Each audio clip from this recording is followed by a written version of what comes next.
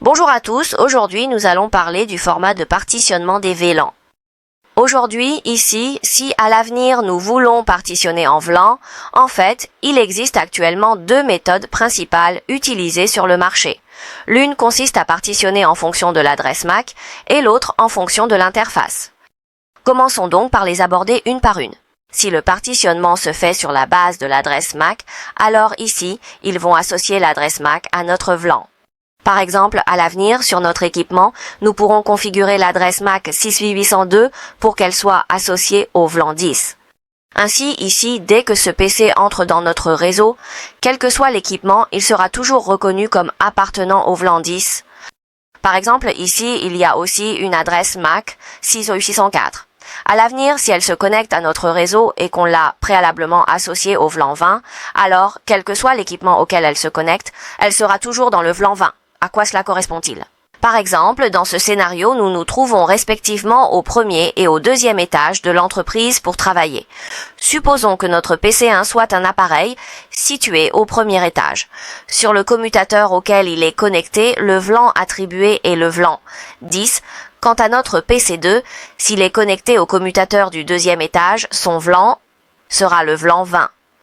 Un jour, s'ils montent tous les deux au troisième étage avec leurs ordinateurs portables pour assister à une réunion, ils devront alors se connecter au commutateur du troisième étage.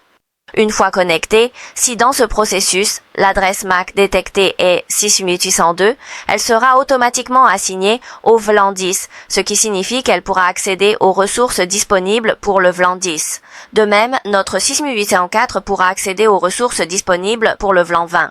Dans ce processus, cela signifie que l'attribution se fait en fonction de notre adresse MAC, mais il existe certaines failles qui font que cette méthode n'est pas très répandue sur le marché.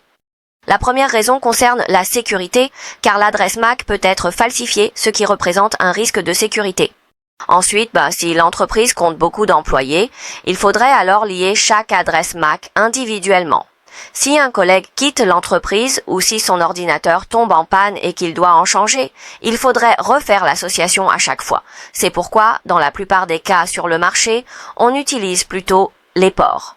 Par port, on entend par exemple que le port 1.0 correspond à 10, le port 1.1 correspond à 20 et ainsi de suite.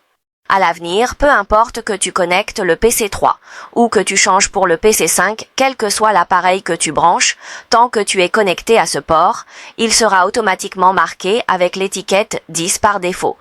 Donc ici, à l'avenir, peu importe le type d'appareil que tu connectes à mon port, que ce soit une imprimante, un serveur, une caméra, peu importe. Une fois connecté, il recevra automatiquement l'étiquette 20. Autrement dit, ici, la répartition se fait en fonction du port. En fait, sur le marché, il existe de nombreuses autres façons de diviser les VLAN selon différentes méthodes. Par exemple, en fonction du sous-réseau ou des politiques. Mais les plus courantes restent l'adresse MAC et le port. Entre l'adresse MAC et le port, c'est surtout le port qui est le plus utilisé.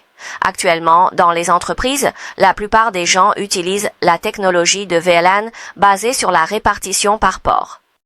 Voilà donc comment se fait la répartition des VLAN. Ensuite, nous allons créer un VLAN. Une fois le VLAN créé, il faudra modifier le type d'interface, puis répartir les VLAN. Nous pourrons alors procéder à la configuration du VLAN. Si vous souhaitez en savoir plus sur des technologies liées au réseau, ou si vous voulez en apprendre davantage sur les certifications Huawei ou Cisco, n'hésitez pas à laisser un commentaire sous la vidéo ou à m'envoyer un message privé. Nous pourrons ainsi échanger sur toute une série de sujets techniques. Voilà, c'est tout pour la partie technique d'aujourd'hui.